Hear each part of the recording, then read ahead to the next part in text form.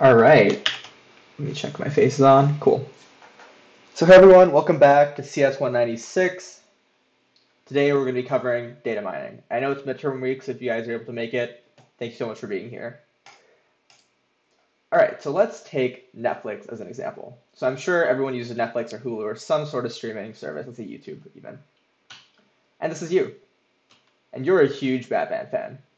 So you've watched Gotham, you're watching The Dark Knight, you've also watched Lego Batman. So Netflix has all this information, so they churn up all this information, and then they'll say, here, watch Batman Begins. But let's take a look at Netflix as a whole. Like Netflix doesn't suggest one movie to you, and you watch much more than just the Batman series. You watch a lot of things, and Netflix somehow finds things that are kind of relevant to what you want to watch. Also, as always, if you have any questions, I'm on the Discord chat, so just put anything in there. So let's say you're in here watching Netflix, and you can see that you have a bunch of different things, and a lot of them are relevant to you. How is Netflix able to do this? Similarly, you might also get suggestions like, if you watch this, you might like, and people who watch this also liked. So obviously here what Netflix is doing is taking information about people with similar interests to you and giving you whatever they're watching, because there's probably some similarities there. But Netflix, yeah, so that says here, Netflix also finds what people with some interests watch and learn from them to make their recommendations better. But Netflix has, as of Jan 24, 2020, 167 million subscribers, which is a huge number of people to sift through. Imagine doing a for loop through 167 million people and everything they watch, and then also comparing that to each other. It's a huge process. It's very computationally expensive, but they still manage to do it for every single person, and it works out pretty well for everyone. So how is Netflix able to do this? Well, that's what data mining is all about. And huge tech companies like Netflix, Amazon, Facebook, and even you, an individual person or someone working in a group of like 5 people, can use data mining. So let's go over our objectives for today. First, we're going to go over what is data mining, why do we use data mining, so who uses data mining, and then some useful methods, data mining methods, and we'll also have a cool demo for classification. So let's go over what data mining is not, because it's a very common misconception. Data mining is not about extracting new data. The reason we picked data mining as a topic specifically is because this is something that's relevant to a lot of you and your projects. Data mining is the process of finding useful, relevant patterns or trends or anomalies from large amounts of data. Data mining is an interdisciplinary subfield of both computer science and statistics, and it utilizes methods from machine learning, statistics, data, and database systems. It is not extracting new data. It's taking large amounts of data and finding the real truth or the ground truth from this data. So why do we use data mining? Well, it's easy to collect huge amounts of data, but it's useless if we can't gain knowledge from the data. And we usually say data is noisy, and we define the true pattern or information as the signal, and it's the key word, so remember that. Because take something for like the internet, for example. The internet has pretty much the aggregation of all of human knowledge, but we can't easily find what we need. Even if we search Google and say I want Amazon's phone number, it won't give you Amazon's phone number sometimes. Sometimes you have to like find the exact person you want to talk to, or the exactly help desk, and you have to like search through even more. It's still very difficult to perfect data mining, especially on huge amounts of data.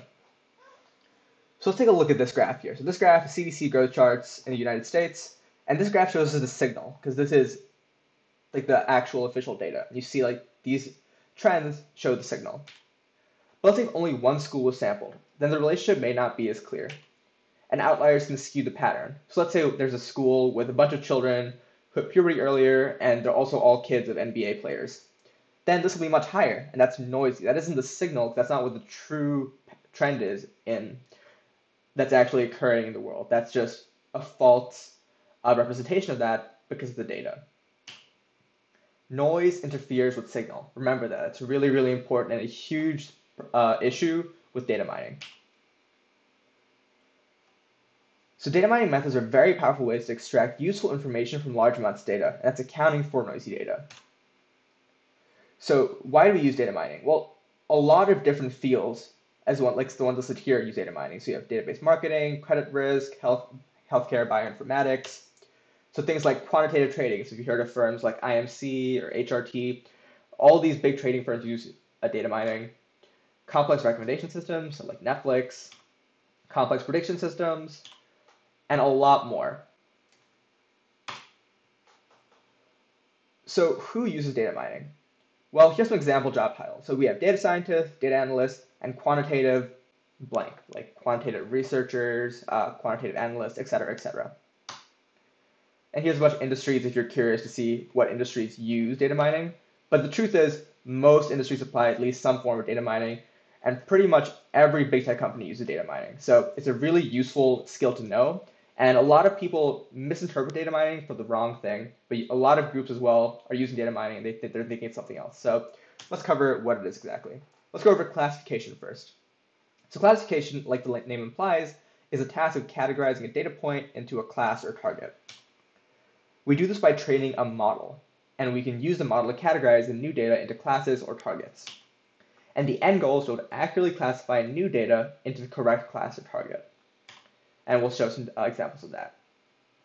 So to create a model, we need three things. Firstly, we need training data. So this data is similar to what we will actually be seeing, but it's already been classified. So for example, if we're using credit cards, how do we tell a computer what to look for if it's never seen any of that data before? So we'll give it things like the risk, and we'll say how much should their rates be, for example. So this is pre-classified data, and this is known as supervised learning. And this data will be used to fit the model. So once we have the model, we use the validation data set to verify that the model works and hasn't been overfit to the training data. So we'll go over all those definitions quickly.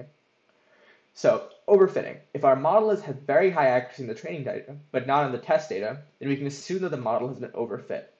So we train it on the training data, and we test to see whether it works on the validation data set. The validation data set is data we have the answer to, but we're not going to tell the model. We just put in the parameters, see what the model tells us they are, and we compare them and see what the accuracy is. So if, let's say, it gets 100% on the testing data, but then gets like a 0% on the actual training data, then we say it's been overfit. It can do the training data really well because it probably has hard-coded everything and like hard-learned everything, but it doesn't do well on real-world data or examples outside of the training data. And this occurs when the algorithm used to generate the model memorizes the noise instead of finding the signal. So it's really important. So take a look at this example here. So let's say we have the red dots here as one unit and the blue dots here as another point. The real signal here is this black line.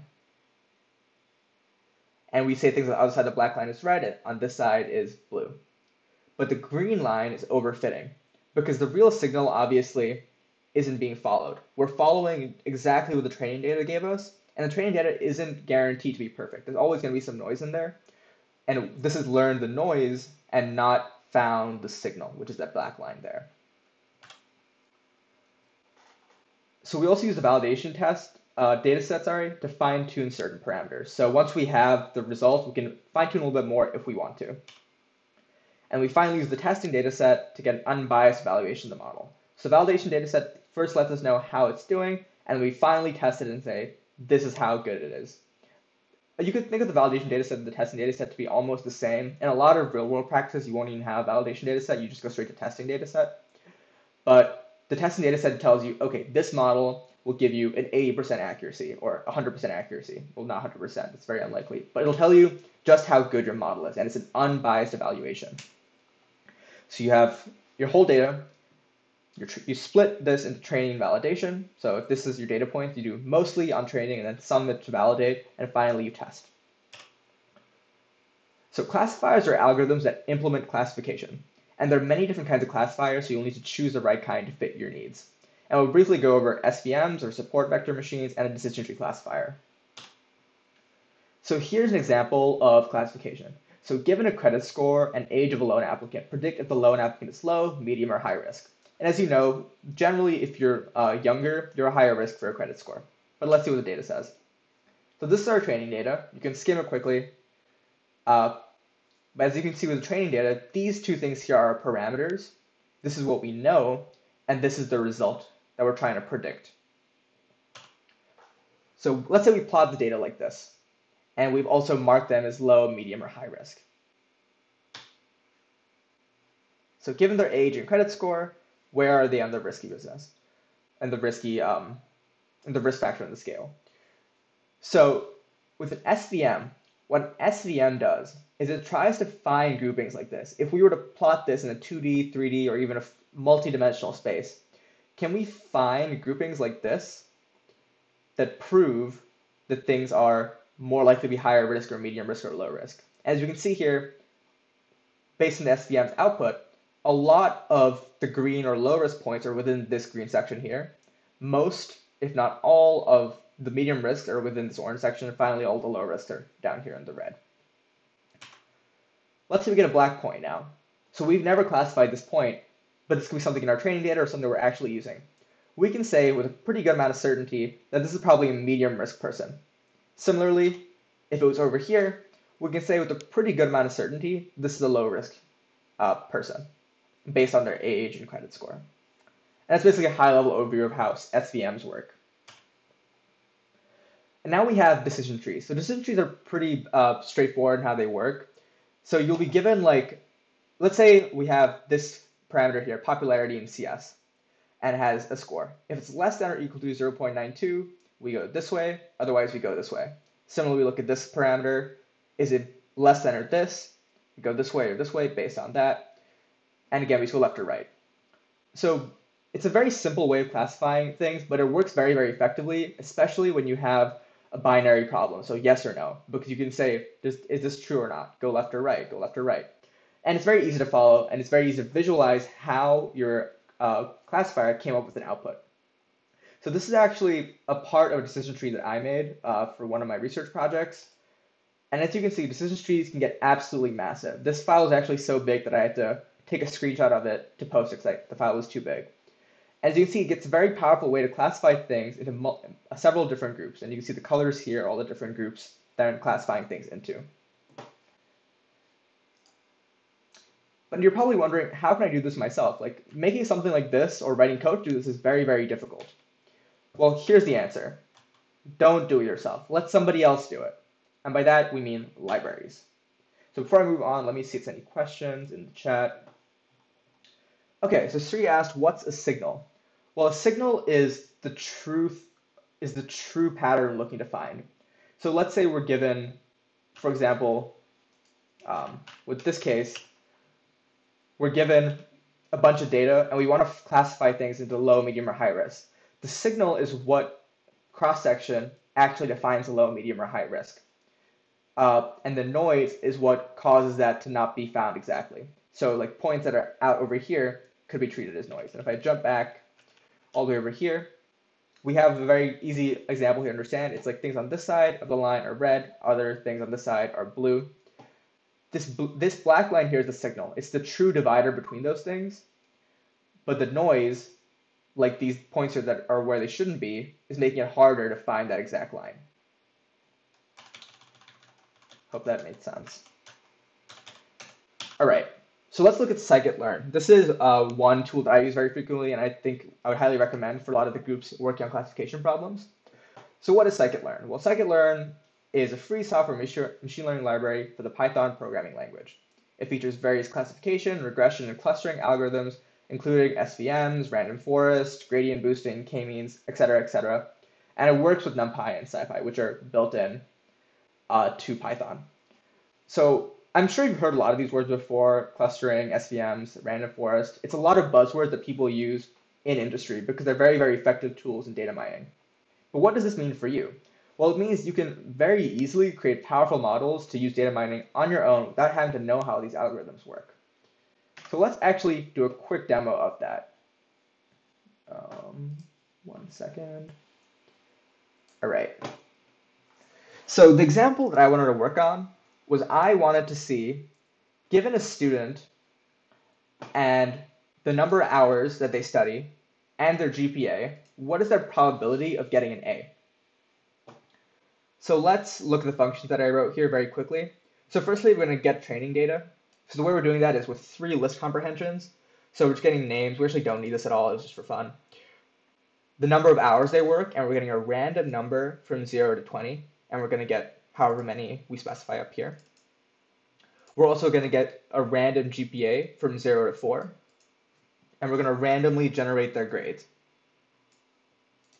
And the way we're generating their grades is, so it's not totally random.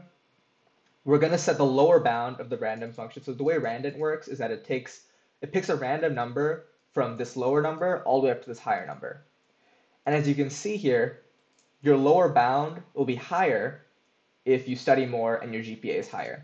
So let's say someone studies for 20 hours a week and they have a 4.0 GPA, then they will always have 100% as their grade. And then we return A, B, C, D, E, F based on, or A, B, C, D, F based on that. Any questions about how we're getting the data? This isn't super important, just want to give you an idea of how we're gathering it. Now here is the real interesting stuff. So we're going to create a decision tree classifier. So I'm just going to open this up here. The way we're doing that is that we're passing the hours list. Make this a little bigger too. We're passing the hours studied per student, the GPA, and their grade list. So let's take a look what that looks like first. I'm just going to print their names. And I'm going to print their grades too, just so you can see how we're doing this. And let's say we only have 5 students for now. As you can see, we have 5 random people with 5 random grades, like so. So we're going to pass into our classifier, we're going to pass the number of hours they study, their GPA, and their grade.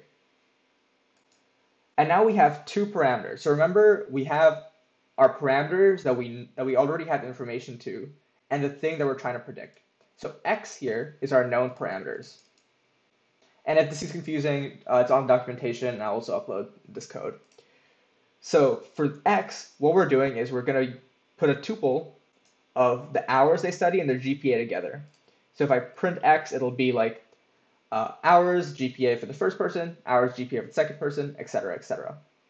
Then we have their grades.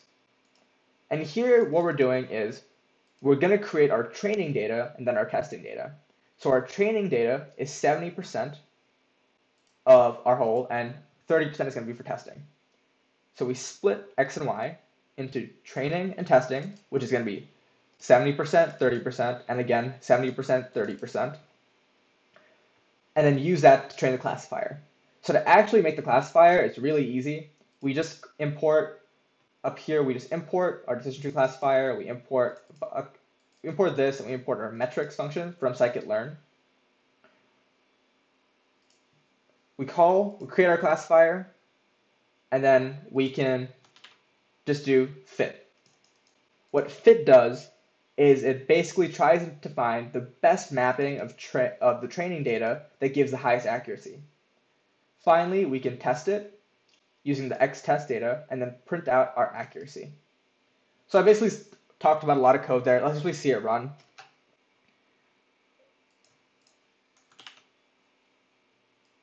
I'm going to comment this out. And let's say we have 100 students for efficiency. And notice we have an accuracy of 70%, but it's not really that convincing. I could have just printed out 0.7%. So let's do this so we can see the tree that's being made.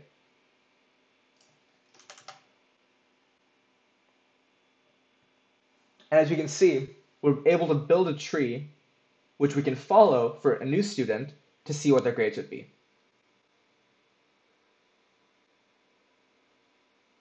But let's go even further than that. From here, let's return our tree. Return CLF. That's the classifier. And we'll say our tree is whatever was returned from that function.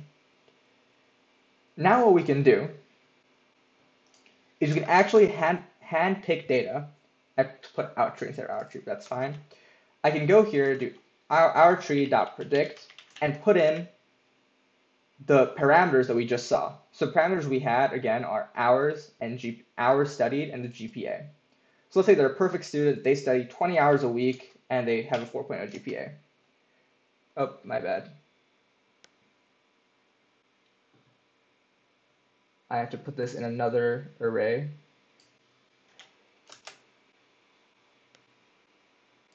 One second, y'all. Okay. I'll come back to this in a second. But what you can do as well is hard code the data that you want to put in there, and it'll also generate that stuff for you. But as you can see here, if we keep running this, notice how our accuracy is different each time. The reason our accuracy is different each time is because we're randomly selecting creating values. So sometimes the signal is a little clearer, but sometimes it's not so clear. Notice we have 0.5% there, 0.56, and we have 0.7 the first time. If we increase the training data, we might have more accurate results. It'll just take more computation time, as we can see here. So someone asked, is this how to format code that you're using in the documentation of scikit? And yes, this is very, very similar to how the scikit-learn documentation also creates models. And we'll let this run in the background while we go back to the lecture.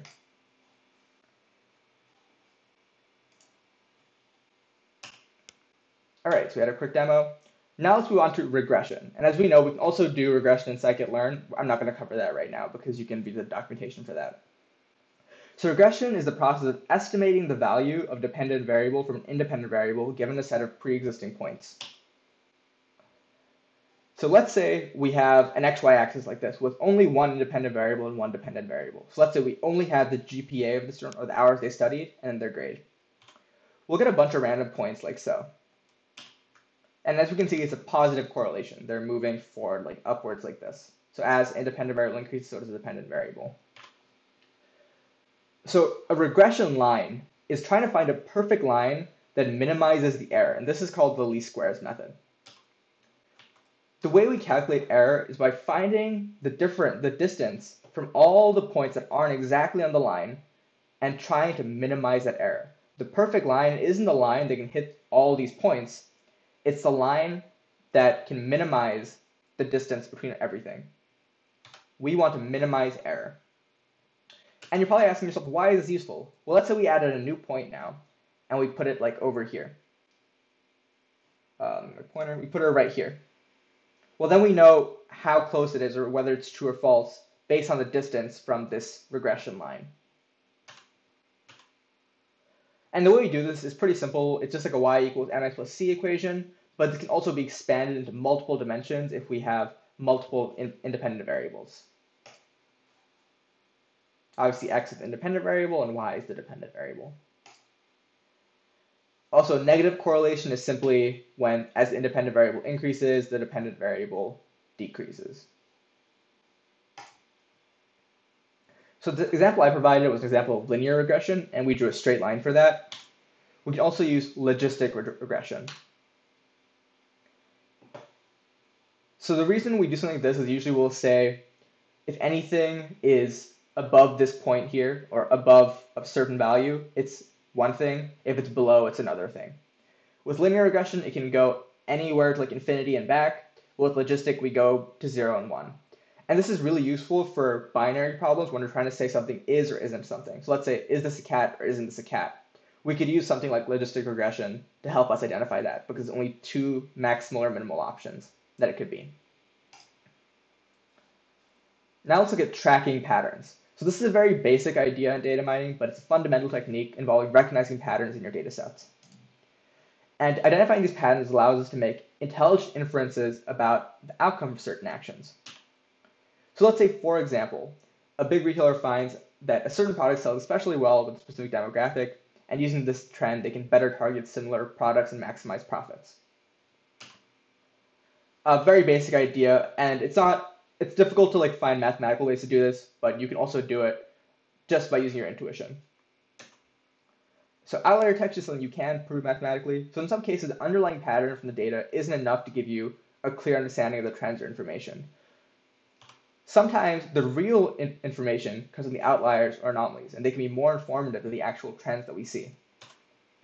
So say, for example, your streaming platform is a steady stream of viewers in the United States for most of the year. However, every month this spikes dramatically. So there may be something happening here that should be investigated. So a really good example is pumpkin spice lattes. I'm sure if you just look at a graph of like the sales, it's pretty constant throughout the year, but it hits October, hits November, and the sales spike up. So Starbucks knows at that point, okay, let's advertise this more so we can maximize people's interest in pumpkin spice lattes during this time. Things like that. And we can use various methods to do outlier detection. You'll cover a bunch of them in your later CS classes. We also have association. So association can be seen as being related to tracking patterns, but it specifically relates to dependent variables. So I'll explain what this means. It relies on the co-occurrence of certain variables. If we see one thing, then maybe another thing exists. So A and B implies C. This is actually used quite frequently with some stock trading algorithms, where instead of looking at a single stock to see how it'll move, they look at two stocks which often move together, and if one moves up, then you know buy the other one too, because that will also probably move up. So here's a really simple example. You're at the grocery store. Let's say you're an Amazon like online retailer, and someone puts meatballs into their cart, sorry, and they also get tomato sauce. Well, what else could they need if they have meatballs and tomato sauce? Well, maybe it's really likely they want spaghetti. They're making spaghetti and meatballs. And that's a really simple example, and people use more complicated examples in a lot of real-world scenarios too. And often systems like Amazon, for example, with people who bought blank also bought blank, use association methods to try and find things that are related to each other. And now finally we have prediction. I think finally we have prediction. No, we have one more thing after this. We also have prediction. Prediction is a very powerful data mining method involving predicting the identity of something given previous data and classification. So you're probably wondering, doesn't that sound a lot like classification? Well, they're very, very similar, but there's a few differences. It isn't just predicting future events. However, prediction can be used to predict any unknowns, including future events. But their differences between prediction and classification are classification produces discrete classes, whereas prediction is continuous.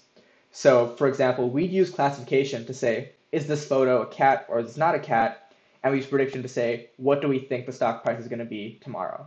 Because we can't just say it will be this or it won't be that. It could be an infinite number of values, so we use prediction instead there. And classification is only about present data, whereas predictions are often about the future. Not always, but often about the future.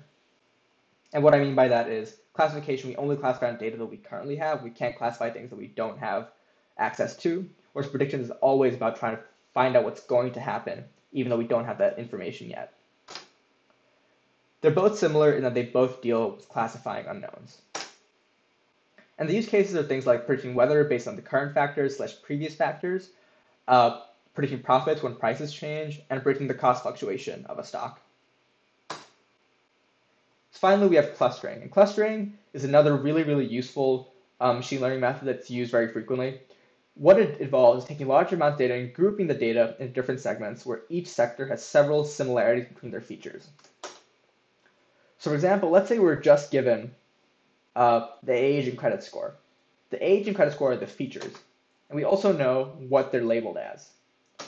What we can do is use clustering to identify which sections belong to what. And it's very similar to SVM, except clustering works solely on finding points that are grouped together that have linked factors. So for example, we see here that these points are clustered together. A lot of them are close by and they take up a similar space. This would be low risk. Whereas here, there's a bunch of points here grouped together that are low risk. Maybe other points in this area are low risk. And then we have things here that are all medium risk. Clustering, like the name implies, relies on finding groups of things together to be able to classify things. Once you have something new added in, we can still say what it's meant to be. So here's a bunch of popular clustering algorithms. A really popular one is k-means clustering and mean shift clustering. You'll see a bunch over here. They all work in a similar way, but the results are different, as you can see here. So the rows here indicate the data set, and then the columns show the different type of clustering used. And as you can see, even with the same data, different clustering methods will create different results. Which is why you don't need to know how these algorithms work. We should understand what the output would be and what kind of output you get, so you can choose the correct algorithm based on the problem. So closing comments before we go on to the Kahoot. So data mining is used by many industries to produce huge amounts of incredibly useful information. You don't need to know how these algorithms work inside out, but you should have a good idea of how they work. You don't need to be able to write them or implement them, but knowing how they work will help you understand what the output will be and when to use what. There are many libraries that you can use to implement these data mining techniques. All right, so let's get into the Kahoot. Let's go classic.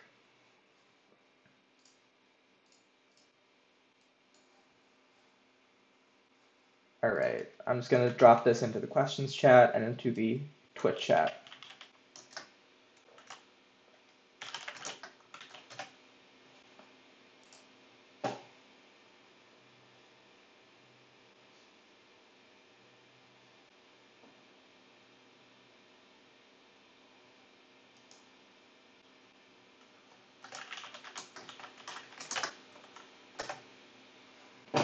All right, and we'll start this very, very shortly.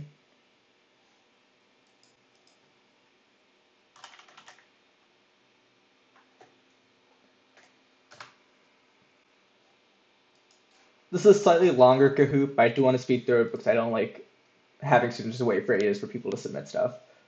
So let me see how many people we have, and then we can move on.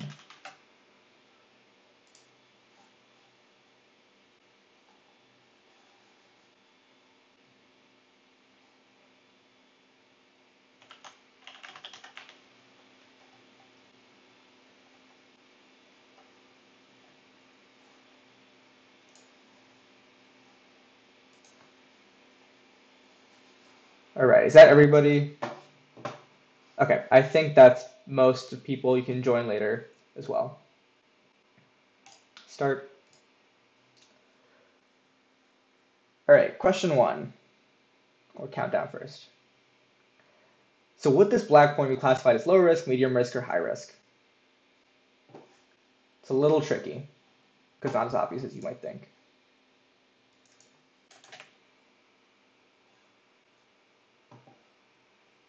Low risk, medium risk, or high risk?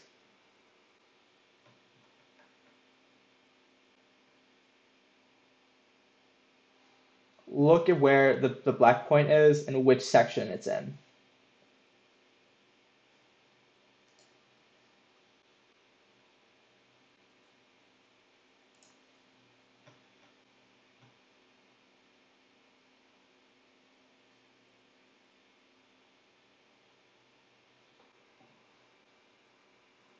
All right, if that's everybody. Skip ahead.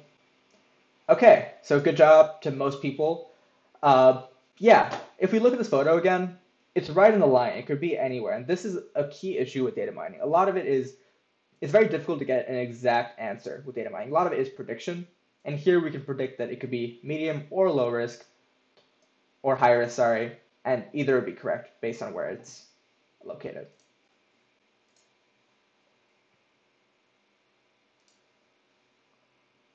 What is signal in the context of data mining?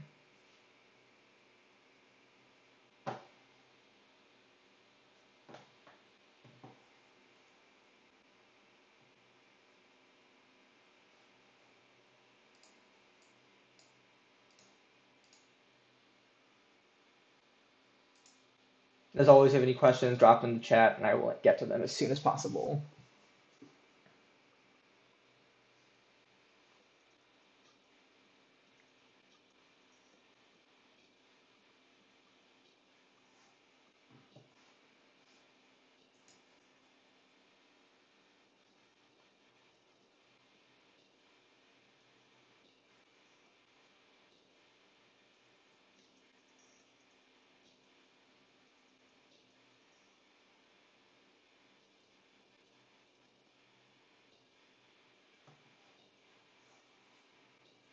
All right, let's skip ahead.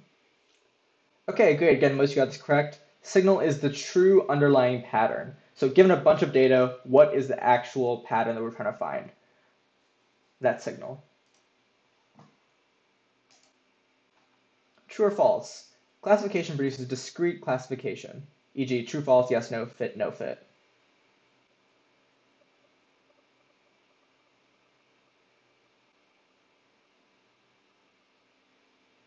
Remember the difference between prediction and classification if you're a little confused. One of the differences was the answer to this.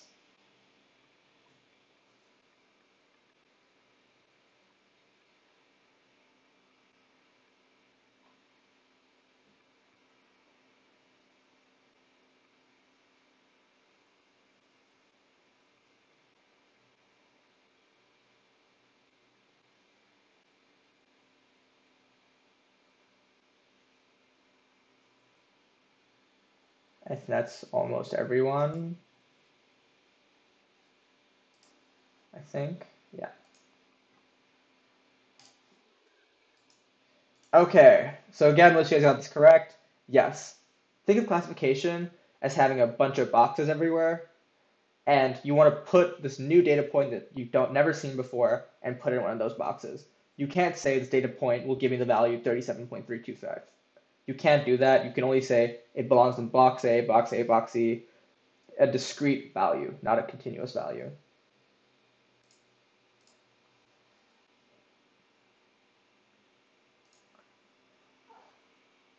Blank occurs when the algorithm used to generate the model memorizes the noise instead of finding the signal. This is one of the first things we covered.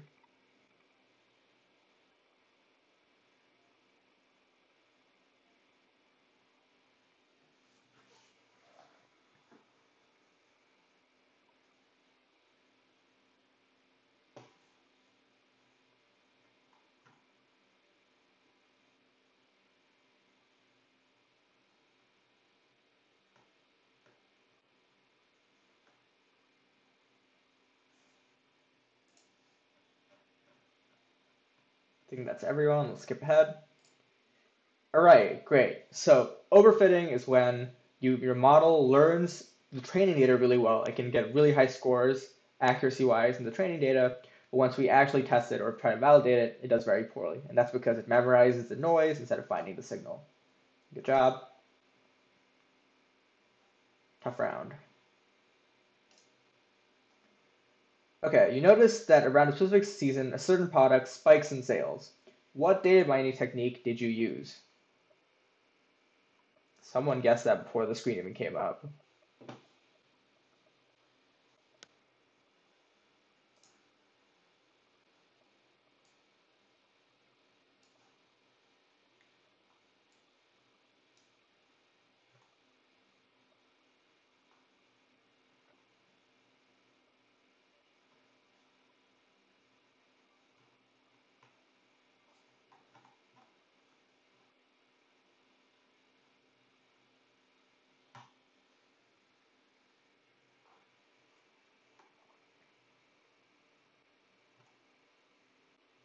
All right, let's skip ahead.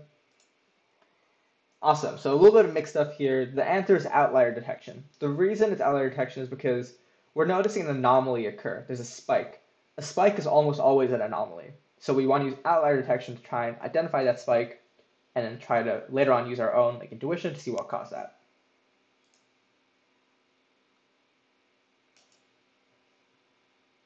What is this a diagram of?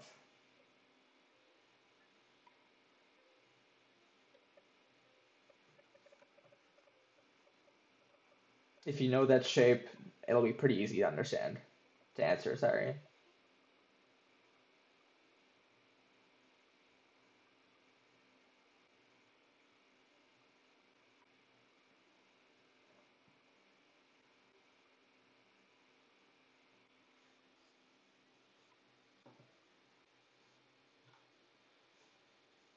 I'm sorry about the music. I'm not sure why that's not audible.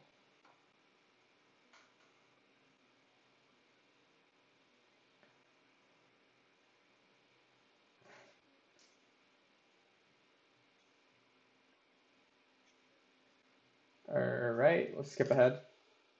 Awesome. Yep. If you look at the shape, this is a logarithmic function, and this is logistic regression happening.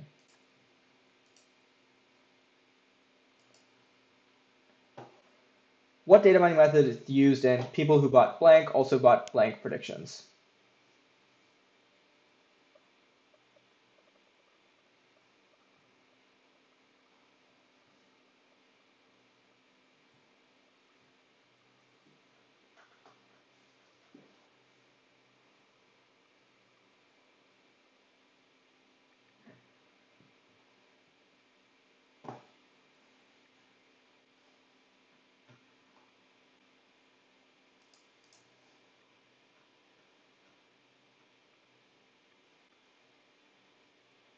Okay, I think that's everybody almost, right?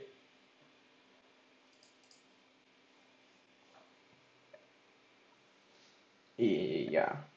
skip ahead. Awesome association. Association is finding two things, two variables that link together to give a third variable or a second variable.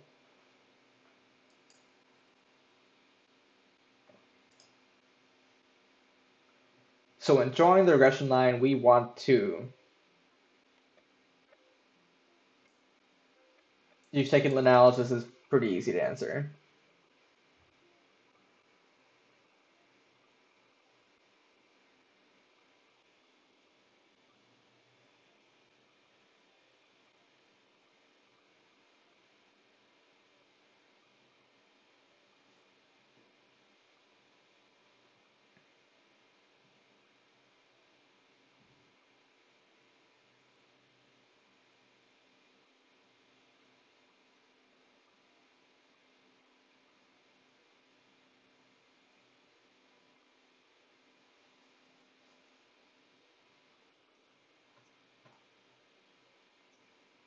All right, let's skip ahead.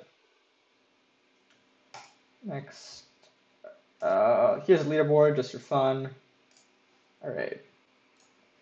With that, so once again, data mining can seem really complicated. A lot of it is very, very like applied mathematics. But I think this is really useful to understand at a high level because a lot of the projects people are working on are, after with MVPs, I saw a lot of projects that could use data mining to some extent. So if you're curious, feel free to ask in the Discord. I love learning about data mining stuff, so I'll be more than happy to walk you through anything. Use libraries like scikit-learn and other APIs to make your life easier, and use these techniques to make your apps really, really powerful and have a lot of cool features. So with that, lecture is over. If you have any other questions, drop them in the chat right now. Or, yeah, that's about it. Thank you guys, and good luck on midterm season. I know everyone's really busy right now. Let's move that over there. So yeah, good luck everyone's midterms, and